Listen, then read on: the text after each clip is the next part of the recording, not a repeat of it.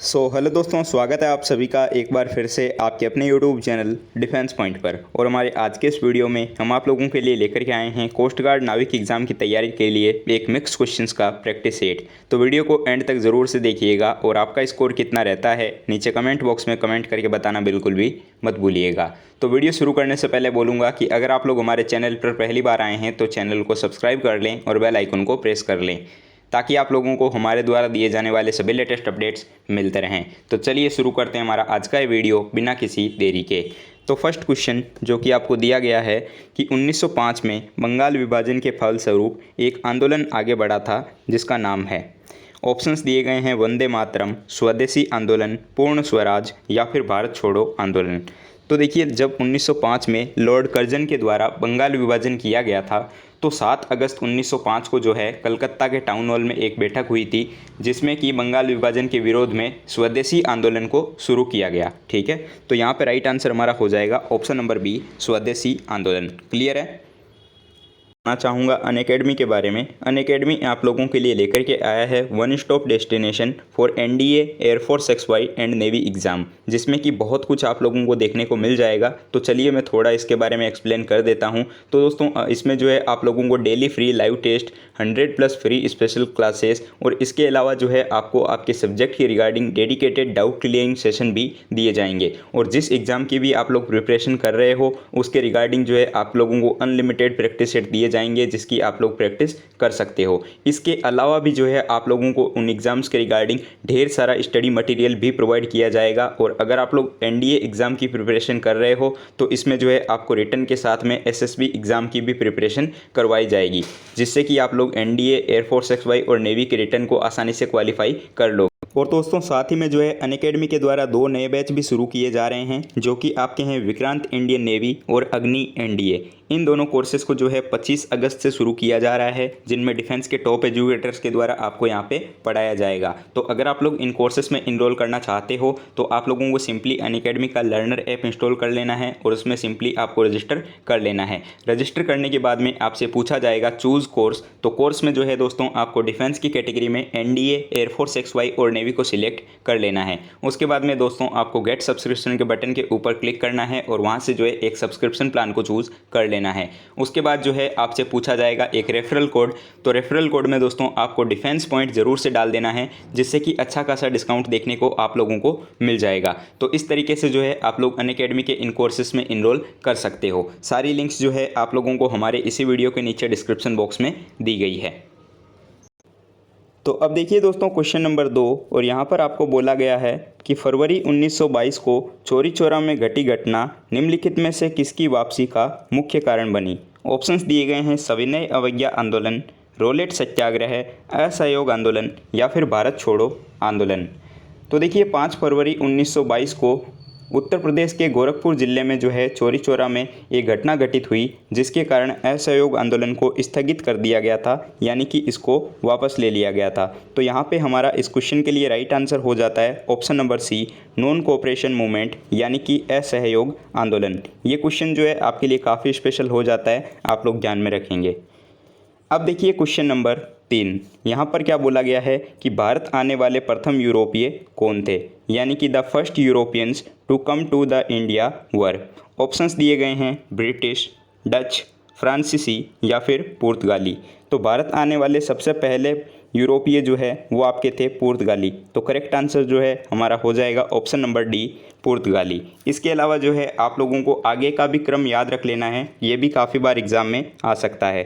तो भारत में जो है सबसे पहले यूरोपीय आए थे वो थे पुर्तगाली, उसके बाद में जो है आपके आए थे डच, फिर जो है आपके आए थे अंग्रेज़ और लास्ट में जो है आपका हो जाएगा फ्रांसीसी। तो ये क्रम भी जो है आपको याद में रखना है।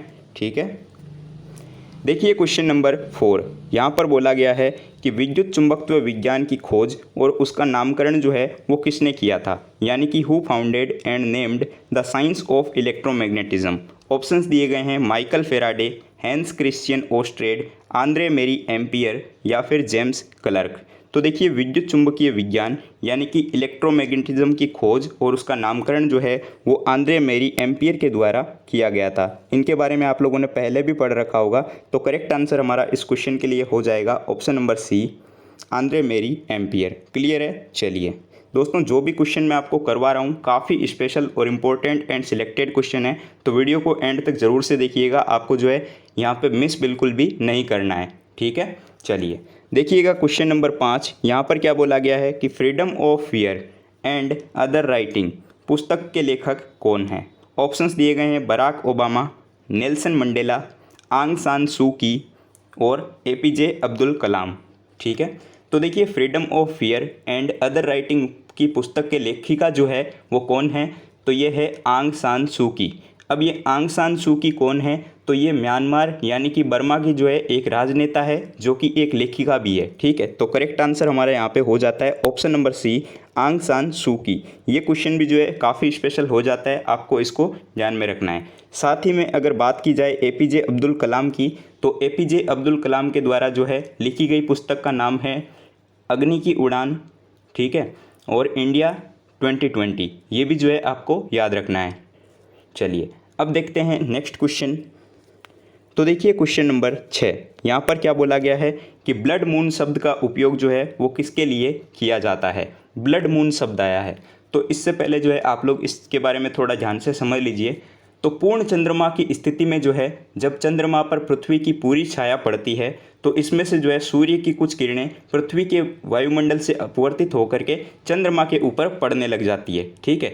तो ये जो है थोड़ा सा मतलब कि एक तरीके से हल्का लाल भूरे रंग का दिखाई देने लगता है, जिसके कारण जो है इसे ब्लड मून कहा जाता है, ठीक है। तो यहाँ पे जो है हमारा करेक्ट आंसर क्या हो जाएगा, ऑप्शंस देख लेते हैं। अर्ध चंद्रमा, चंद्र ग्रहण, पूर्ण चंद्रमा या फिर सूर्य ग्रहण। तो करेक्ट आंसर हमारा हो जाएगा option number B, lunar eclipse यानी कि चंद्र ग्रहण, ठीक है। चलिए देखिए दोस्तों क्वेश्चन नंबर 7, और यहाँ पर क्या बोला गया है कि कौन सी उत्तर आकृति प्रश्न आकृति को पूर्ण करेगी, ठीक है, यानी कि विच answer figure will complete the pattern in the question figure. यहाँ पर ध्यान से देखिएगा, आपको देखते ही पता चल जाएगा कि कौन सा आंसर जो है करेक्ट हमारा होगा। यहाँ पर देखिए कि इस आकृति में हो क्या रहा है। तो अगर मैं इस फिगर को यहाँ पे आपको बना के दिखाऊं, तो देखिएगा कि ये फिगर जो है कुछ इस टाइप का बना हुआ है, जिसमें कि 2 लाइंस ऐसे खींची गई है। अब इसमें जो है एक लाइन है यहाँ पर और बाकी में जो है 2-2 लाइन दी गई है। तो जाहिर सी बात है कि इसके ऑपोजिट भी जो फिगर आएगा उसमें एक लाइन होगी। तो आपको ये पता करना है कि एक लाइन वाला फिगर कौन सा है। तो देखिए ऑप्शन नंबर बी में जो है ये आपको दिया हुआ है। तो क्वेश्चन मार्क की जगह पे जो है आपका ऑप्शन नंबर बी रिप्लेस करेगा इस फिगर को, ठीक है। तब जो है ये फिगर जा कर के कंप्लीट हो जाएगा। तो यहाँ पर हमारा राइट आंसर हो जाएगा ऑप्शन नंबर बी। इस टाइप का क्वेश्चन जो है आपके एग्ज़ाम में आ सकता है, तो आप लोगों को थोड़ी बहुत प्रैक्टिस कर लेनी है। देखिए क्वेश्चन नंबर 8। यहाँ पर क्या बोला गया है कि निम्नलिखित प्रश्न में दिए गए विकल्पों में से संबंधित अक्षरों को चुनिए। मैंने आपको पहले भी बोला हुआ है कि इस टाइप के क्वेश्चन जो है आपको एग्जाम में देखने को मिल जाएंगे, तो इनकी जो है आपको स्पेशली प्रैक्टिस ज़रूर से कर लेनी है। तो चलिए देखते हैं कि यहाँ पर क्या दिया गया है। यहाँ पर हमें बताया गया है DAM का रिलेशन जो है वो यहाँ पर बता दिया गया है F, C और O के साथ में। तो यहाँ पर देखते हैं कि इनका रिलेशन किस किस तरीके से है। तो देखिए D जो है वो अल्फ़ाबेट में आता है 4 नंबर पे और F जो है ये आता है 6 नंबर पे, यानी कि यहाँ पे +2 अल्फ़ाबेट इंक्रीज़ हुए हैं। ठीक उसी प्रकार A जो है ये अल्फ़ाबेट में आता है 1 नंबर पे, C आता है 3 नंबर पे और M जो है ये आपका आता है 13 नंबर पे और O जो है ये आपका आता है 15 नंबर पे, यानी कि यहाँ पे जो है +2 अल्फ़ाबेट इंक्रीज़ हो रहे हैं। तो ठीक इसी तरीके से जो है पेन को भी लिखा जाएगा।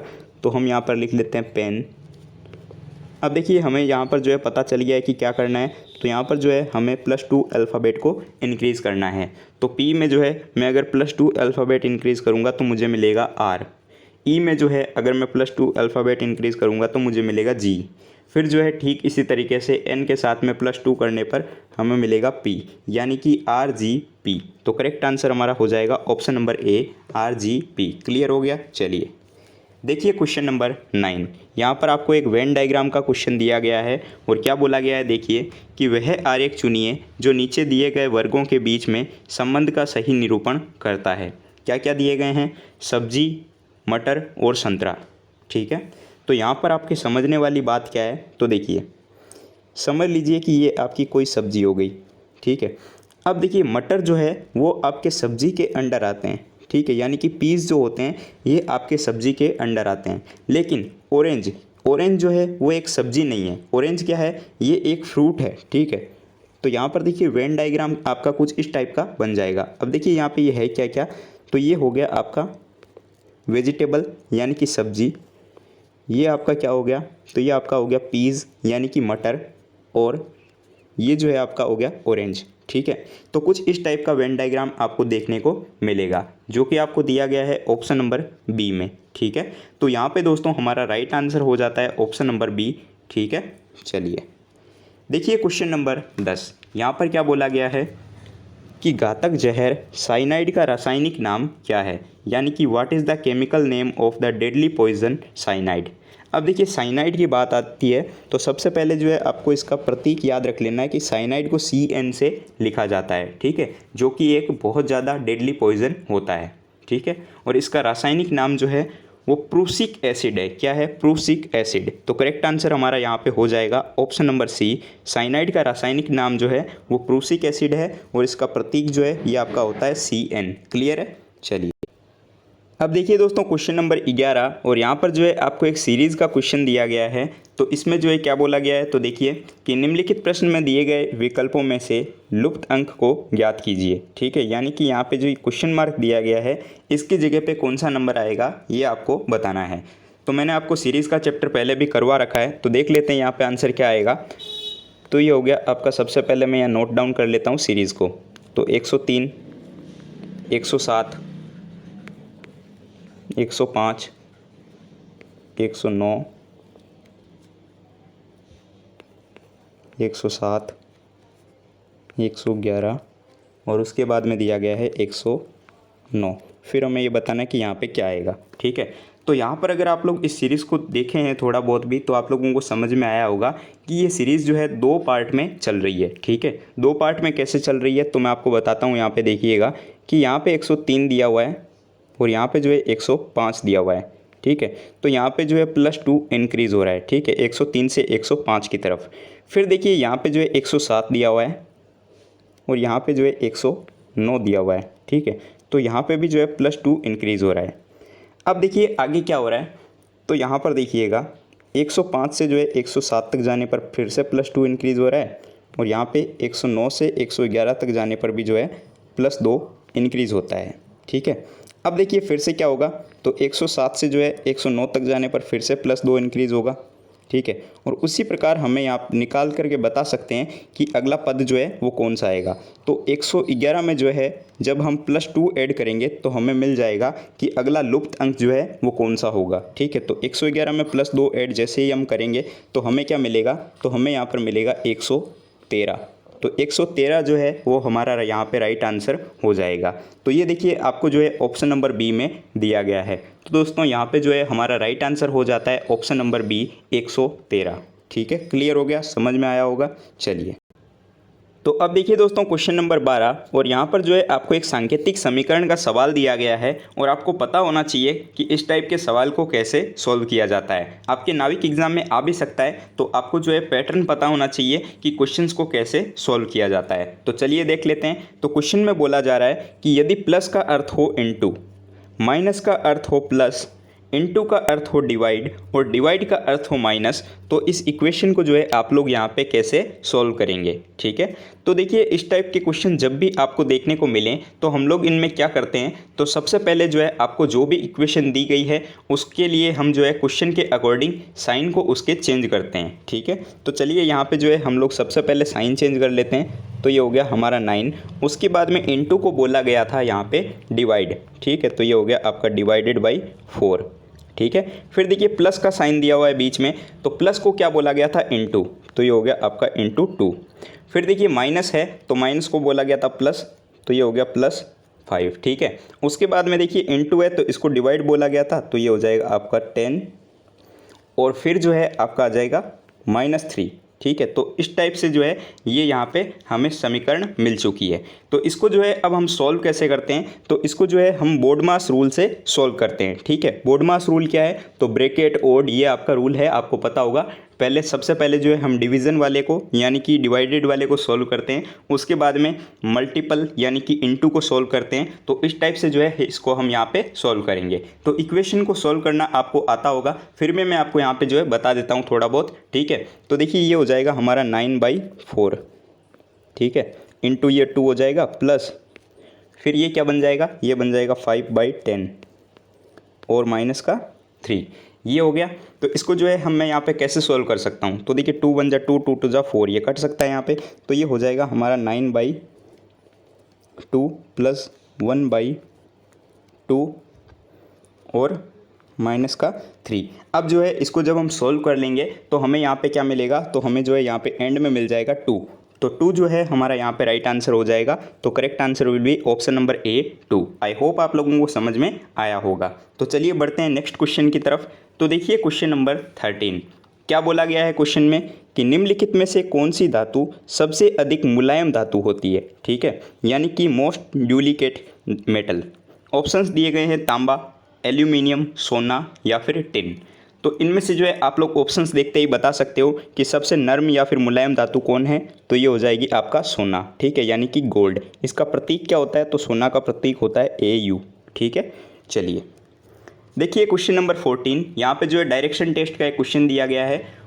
अब देखिए दोस्तों एक चीज़ और बता दूं कि कल जो वीडियो आया था उसमें जो है आपके ब्लड रिलेशन के क्वेश्चन में एक जो है मिस्टेक हो गई थी टाइपिंग में। तो जो है वहाँ पर एक मतलब अल्फ़ाबेट जो है डबल बार टाइप हो चुका था, तो उसके कारण वो क्वेश्चन जो है गलत हो जा रहा था, ठीक है। तो उसको जो है आप लोग इग्नोर कीजिएगा। चलिए देखिए यहाँ पे क्वेश्चन में क्या बोला जा रहा है कि सोहन जो है वो दक्षिण दिशा में 30 किलोमीटर चलता है और फिर बाएं मुड़ करके 50 किलोमीटर चलता है। उसके बाद वह उत्तर की ओर मुड़ता है और 10 किलोमीटर चलता है। फिर वह बाईं ओर मुड़ करके 50 किलोमीटर चलता है। तो अब सोहन जो है अपने आरंभिक बिंदु से कितने दूरी पर है, और वो भी आपको किलोमीटर में बताना है, ठीक है। तो चलिए देखते हैं कैसे हम सॉल्व करेंगे। देखिए दिशा का आपको पता होगा, मैं आपको फिर से बता देता हूँ। तो ये उत्तर दिशा है, ये दक्षिण दिशा है, ये पूर्व दिशा है और ये आपके पश्चिम दिशा है। क्लियर है। चलिए अब देखिए क्वेश्चन के अकॉर्डिंग मान लीजिए सोहन जो है कोई यहाँ से चलना शुरू करता है, ठीक है। क्या बोला गया है कि ये जो है 30 किलोमीटर चलता है दक्षिण दिशा की ओर, यानी कि इस साइड आएगा ये 30 किलोमीटर। तो ये दूरी कितनी हो गई, 30 किलोमीटर। क्लियर है। उसके बाद में फिर बाएं मुड़ करके वो 50 किलोमीटर चलता है, ठीक है। तो यहाँ से समझ लीजिए कि वो बाएं मुड़ता है और 50 किलोमीटर चलता है। तो ये भैया आ गया 50 किलोमीटर। अब क्या बोला गया, 50 किलोमीटर आ गया, फिर वह जो है उत्तर की ओर मुड़ता है और 10 किलोमीटर चलता है। तो उत्तर दिशा ऊपर की ओर जाएगी, तो ये जो है 10 किलोमीटर उत्तर की ओर चला, ये आ गया भाई 10 किलोमीटर उत्तर की ओर। उसके बाद में बोला कि वह फिर से जो है बाईं ओर मुड़ता है और 50 किलोमीटर जाता है। तो ये हो गया आपका यहाँ तक फिर से 50 किलोमीटर। तो अब आपको बताना है कि ये जो है अपनी प्रारंभिक बिंदु से जो है वो कितनी दूरी पर है, ठीक है। तो ये अभी सोहन यहाँ पर है, ठीक है ना। तो अब हमें बताना है कि ये दूरी कितनी है बाकी की जो सोहन भाई अपनी प्रारंभिक बिंदु से है, ठीक है। तो हमें एक चीज़ पता है कि ये जो दूरी है यानी कि पॉइंट ए से लेकर के ये पॉइंट बी तक की दूरी कितनी है, पॉइंट ए बी की दूरी है 30 किलोमीटर है, ठीक है। और देखिए ये एक पॉइंट मान लेता हूँ मैं सी और ये मान लेता हूँ डी, ठीक है। अब देखिए सी डी पॉइंट की दूरी कितनी है, सी डी पॉइंट की दूरी है 10 किलोमीटर, ठीक है। तो ये दूरी जितनी है, ठीक है, ये दूरी भी उतनी ही है। तो हमें तो ये दूरी बतानी है कि ये जो दूरी है ये कितनी है, ठीक है। यही दूरी जो होगी वो सोहन की प्रारंभिक बिंदु से दूरी होगी, ठीक है। तो हम इसमें क्या कर सकते हैं, तो 30 में से जो है हम लोग 10 को घटा लेंगे, जिससे कि हमें पता चल जाएगा कि राइट आंसर क्या होगा। तो ये जो है 20 आ जाएगा। तो 20 किलोमीटर जो है भाई सोहन अपने प्रारंभिक बिंदु से दूरी पर है, ठीक है। तो करेक्ट आंसर जो है हमारा क्या हो जाएगा, 20 किलोमीटर, ठीक है। सोहन की प्रारंभिक बिंदु से अंतिम बिंदु की दूरी कितनी हो जाएगी, 30 - 10 किलोमीटर, यानी कि 20 किलोमीटर। तो करेक्ट आंसर हमारा हो जाएगा option number C. I hope आप लोगों को क्लियर हो गया होगा और समझ में आया। देखिए दोस्तों क्वेश्चन नंबर 15, और यहाँ पर क्या बोला गया है कि धातुएं ऊष्मा और विद्युत की संचालक होती है सिवाय, यानी कि metals are good conductors of heat and electricity except. Options दिए गए हैं एल्यूमिनियम के, आयरन के, बिस्मथ के या फिर सिल्वर के। तो करेक्ट आंसर हमारा यहाँ पे क्या हो जाएगा, तो यहाँ पर देखिए ऑप्शन नंबर सी में आपको दिया गया है बिस्मिथ, तो ये जो है हमारा करेक्ट आंसर हो जाएगा। अगर मैं आपको बिस्मिथ के बारे में थोड़ा बहुत बताऊँ तो ये जो है एक रासायनिक तत्व होता है, यानी कि रासायनिक एलिमेंट होता है, और ये जो है आपका ऊष्मा और विद्युत का संचालक नहीं होता है। ठीक है, तो करेक्ट आंसर हमारा यहाँ पे हो जाएगा ऑप्शन नंबर सी। क्लियर है। चलिए अब देखिए क्वेश्चन नंबर 16। यहाँ पर जो है क्या बोला गया है, इडियम एंड फ्रेज का एक क्वेश्चन दिया गया है और सेंटेंस में क्या बोला गया है कि Meena did something out of character today, she gave a beggar some money. तो यहाँ पर जो है आपको देखिए एक अंडरलाइन किया गया है आउट ऑफ कैरेक्टर, तो इस ईडियम का आपको सबसे पहले मीनिंग समझना है और ऑप्शन में से जो है कौन सा इसके लिए सही मीनिंग है ये आपको चूज़ करके बताना है। तो आउट ऑफ कैरेक्टर की अगर बात की जाए तो आउट ऑफ कैरेक्टर का मतलब हो जाएगा एक तरीके से अपना जो आचरण होता है, यानी कि हमारा जो बिहेवियर होता है उसके विपरीत व्यवहार करना। ठीक है, यानी कि उसके ऑपोजिट व्यवहार करना। समझ में आया आप लोगों को। चलिए अब देखते हैं ऑप्शंस। तो पहला ऑप्शन दिया गया है कि did not act according to a script. Option number B में बोला गया है कि did not behave in one's usual nature.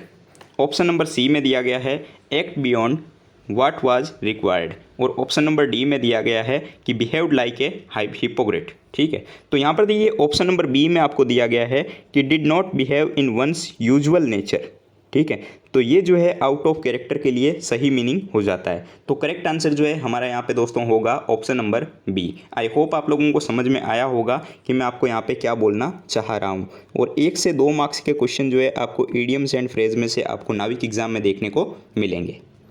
अब देखिए क्वेश्चन नंबर 7, और यहाँ पर क्या दिया गया है कि चूज़ ऑपोजिट मीनिंग। ठीक है, यानी कि आपको विलोम बताना है कि यहाँ पे फ्रीक्वेंट जो आपको एक वर्ड दिया गया है, इस फ्रीक्वेंट के लिए जो है आपको ऑपोजिट मीनिंग को चूज़ करना है। सबसे पहले बात आती है फ्रीक्वेंट की, तो फ्रीक्वेंट का मीनिंग का अर्थ क्या होता है। ठीक है, अगर मैं इसका हिंदी अर्थ आपको बताऊं तो फ्रीक्वेंट का मतलब हो गया एक तरीके से बारंबार। ठीक है, हम लोग बोलते हैं ना बारंबारता, तो इसके लिए जो है आपको अब बताना है विलोम यानी कि ऑपोजिट। ठीक है, तो देखिए क्या क्या ऑप्शंस दिए गए हैं, अवॉइड, लेस, लेट और सेल्डम। तो यहाँ पे देखिए ऑप्शन नंबर डी में आपको दिया गया है सेल्डम, तो ये जो है हमारा करेक्ट आंसर हो जाएगा। ऐसा क्यों, तो देखिए फ्रीक्वेंट का मतलब हो गया बारंबारता और सेल्डम का मीनिंग क्या होता है, शायद ही कभी। ठीक है, तो ये एक दूसरे के ऑपोजिट हैं, तो करेक्ट आंसर हमारा हो जाएगा ऑप्शन नंबर डी। इसके अलावा अगर दूसरे वर्ड्स की बात की जाए तो अवॉइड दिया गया है, इसका मीनिंग होता है एक तरीके से उत्सुक या फिर लालायित। ठीक है, और लेस का पता है आप लोगों को मीनिंग होता है कम, और लेट का पता होता है आपको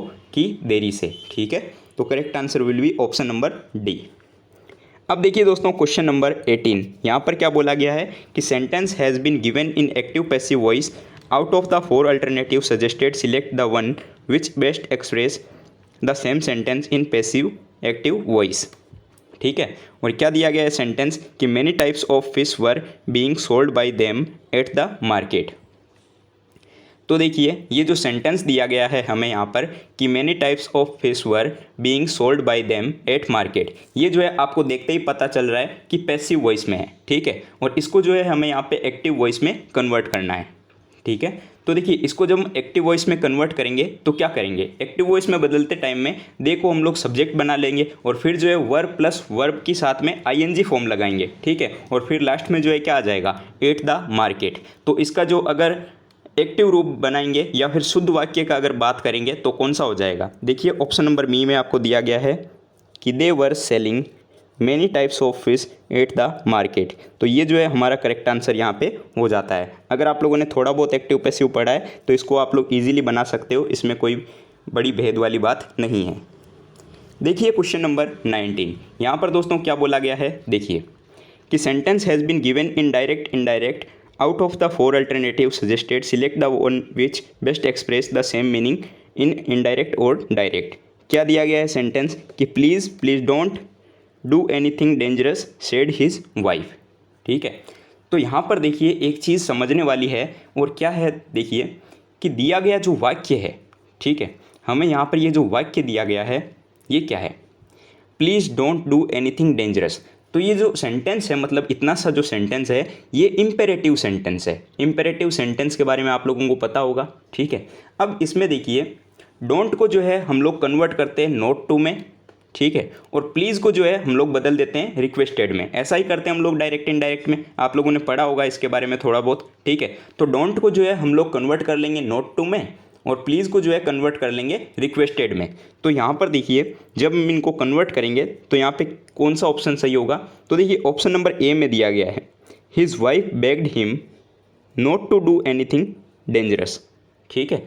तो करेक्ट आंसर हमारा क्या हो जाएगा, ऑप्शन नंबर ए। क्लियर है।